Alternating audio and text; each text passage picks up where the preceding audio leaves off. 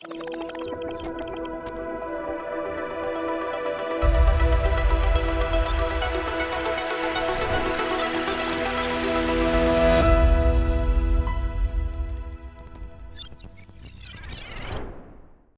Roxane et bonjour à tous. Merci d'être là. Donc Pierre et moi sommes là pour vous présenter notre modèle de prévision par apprentissage automatique pour les subventions et contributions. Prochaine diapo. Donc on va commencer. Moi je vais être là pour vous donner un peu de contexte sur le modèle, le problème qu'on a soulevé ici à LICC. On va parler de la précision du modèle, des impacts, des résultats, de la mise en œuvre et de la gestion du changement pour l'utilisateur. Et ensuite, je vais passer la parole à Pierre qui va vous donner une explication beaucoup plus technique sur le fonctionnement du modèle et comment ça a été développé. Prochaine diapo. Donc, le projet a vraiment commencé dû au défi à LICC des surplus budgétaires en subventions et contributions. Donc, pendant quelques années, on a vu des surplus budgétaires de plus de 2 milliards de dollars au sein de notre département, ce qui a mené les agences centrales à faire demande pour une amélioration des prévisions ou des demandes budgétaires pour les subventions et contributions. Donc, qu'est-ce qui informe les demandes budgétaires? Ce sont nos prévisions en matière de subventions-contributions. Et auparavant, on basait ces prévisions-là sur les flux de trésorerie qu'on recevait de la part des récipiendaires. Mais dû à la nature vraiment imprévisible des projets d'infrastructure, donc on pense à des facteurs comme des événements météorologiques ou bien des défis en termes de chaîne d'approvisionnement, ça fait en sorte que c'est pas toujours faisable d'améliorer les flux de trésorerie comme tel. Donc, à l'interne, on a changé de voie, puis on a décidé de se concentrer sur le développement de méthodes de prévision pour chacun de nos programmes de subvention-contribution. Donc, c'était vraiment des modèles au départ manuels basés sur des données historiques comme des flux de trésorerie et des dépenses réelles. Mais on a rapidement constaté qu'il nous fallait une approche standardisée qu'on pouvait appliquer à la majorité de nos programmes actuels et qui pourrait aussi être adaptable à de futurs programmes. Donc, c'est à ce moment-là, au sein des finances dans notre ministère, on a voulu collaborer avec le Bureau des données pour bâtir un modèle d'apprentissage automatique prêt à l'emploi, un modèle qui est évolutif, fondé sur les données historiques des subventions et contributions, un modèle qui est auto-apprenant et adaptable aux programmes actuels et futurs. Prochaine diapo. Donc ici, ce qu'on voit à l'écran, c'est le résultat du modèle visualisé dans Power BI. C'est ce que voit l'utilisateur ultime, donc les gestionnaires financiers.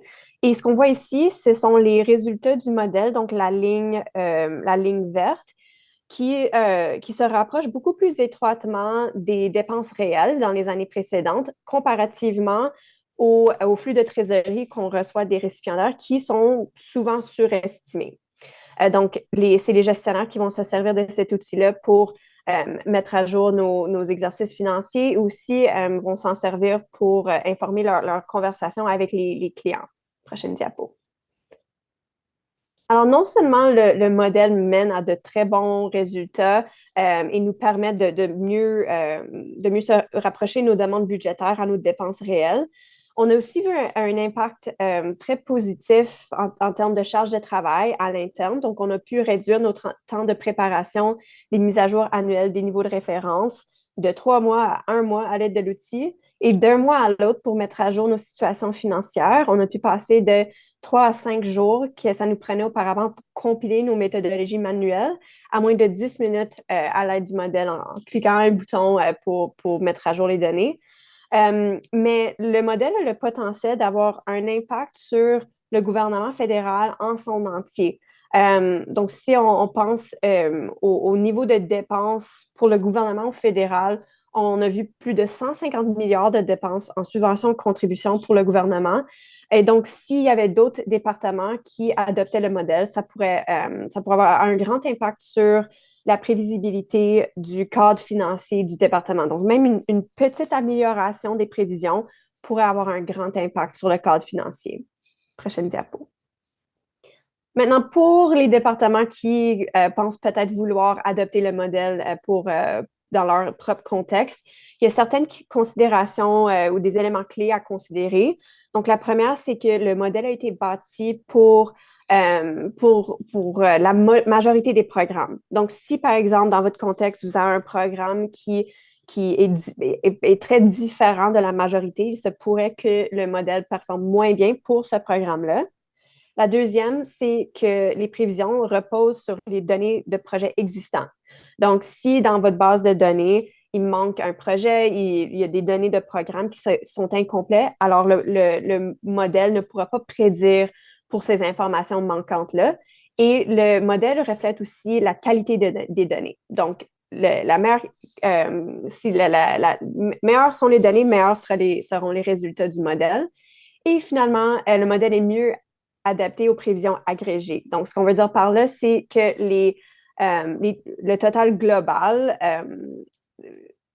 performe mieux que les résultats au niveau des projets. Donc, alors que les informations existent au niveau des projets, ces prévisions-là vont s'équilibrer à la toute fin et vont mener à des bons résultats, soit au total global ou peut-être même au niveau des programmes. Donc, sur ce, je vais passer la parole à Pierre. Merci. Merci beaucoup, Kirsten. Maintenant, on va passer à la partie un peu plus technique de la présentation, puisqu'on entend beaucoup parler d'intelligence artificielle. Mais ici, dans cette partie de la présentation, on va vraiment se concentrer sur ce qu'est vraiment le modèle et ce qui se cache derrière toutes ces prévisions.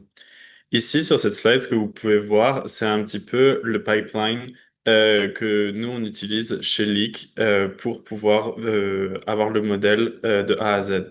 Donc, le modèle est codé en Python.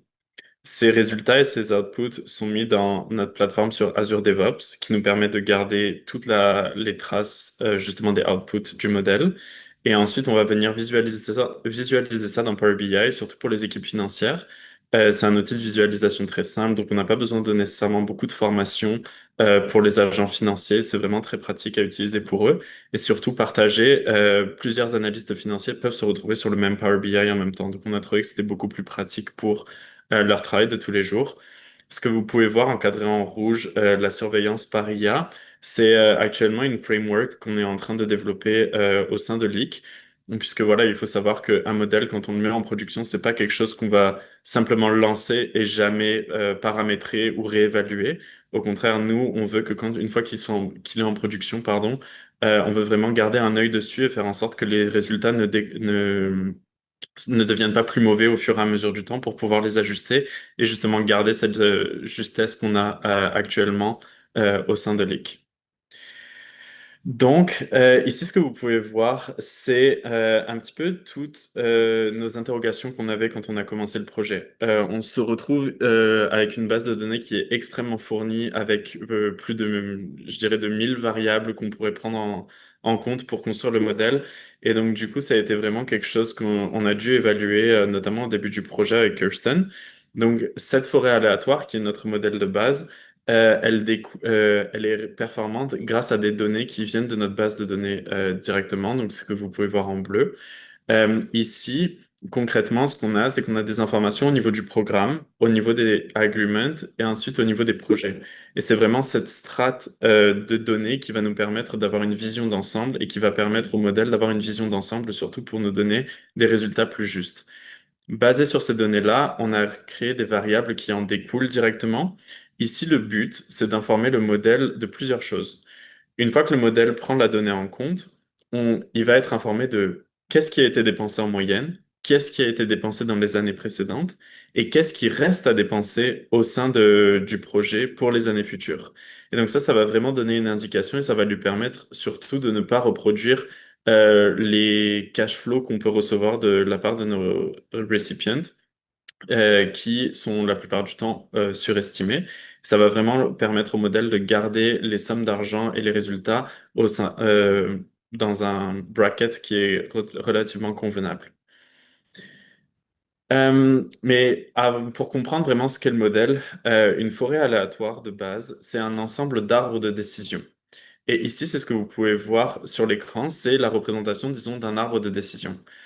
La manière dont on aime bien l'illustrer, c'est de donner au niveau des finances, c'est de dire qu'un arbre de décision équivaut à un analyste financier.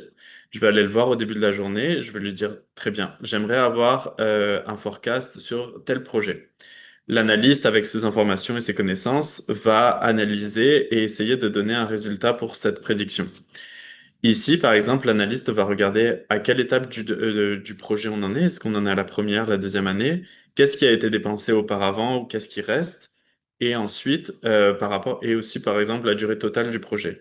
Tous ces paramètres-là que je viens de vous citer, c'est des paramètres que prend en compte, pardon, la forêt aléatoire dans sa décision. L'idée ici, c'est de montrer un petit peu le chemin décisionnel qui peut s'effectuer au sein d'un arbre.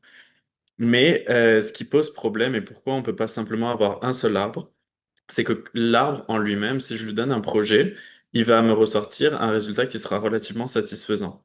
Mais le problème, c'est que si je lui donne des nouveaux projets qui arrivent chaque année au fur et à mesure, alors au fur et à mesure du temps, il va commencer à perdre de la précision dans ses résultats.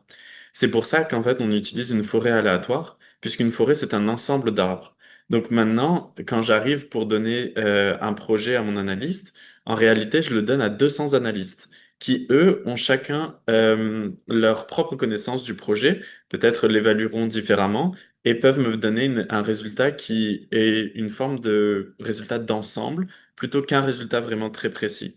Et donc, en fait, avec cette manière-là et cette approche-là, on a des résultats qui sont beaucoup plus précis dans le temps, notamment quand on ajoute de nouvelles données dans l'équation, et en sachant qu'en finance, on reçoit des nouvelles données tous les jours et que chaque année, on a des agreements qui changent ou des projets qui changent.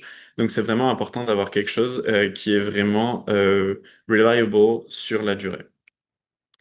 Donc, c'est vraiment un peu ces 6 points reprennent un petit peu ce qu'on a dit plus haut. On essaie de vraiment prédire de manière proactive pour pas être justement en réponse face à tous ces cash flows qu'on peut recevoir. Ça nous aide à prédire le budget et d'avoir une approche qui est beaucoup plus axée sur les données et nos connaissances plutôt que simplement sur les connaissances. Et ça, je pense que ça permet aussi aux analystes financiers de se concentrer sur notamment des gros projets qui, eux, nécessitent beaucoup plus de travail et on peut comme ça passer tous les plus petits projets, les projets qui sont plus visibles, des programmes qu'on connaît bien, plus facilement avec ce modèle. Donc, ça leur permet vraiment de concentrer leurs efforts sur des projets d'envergure majeure.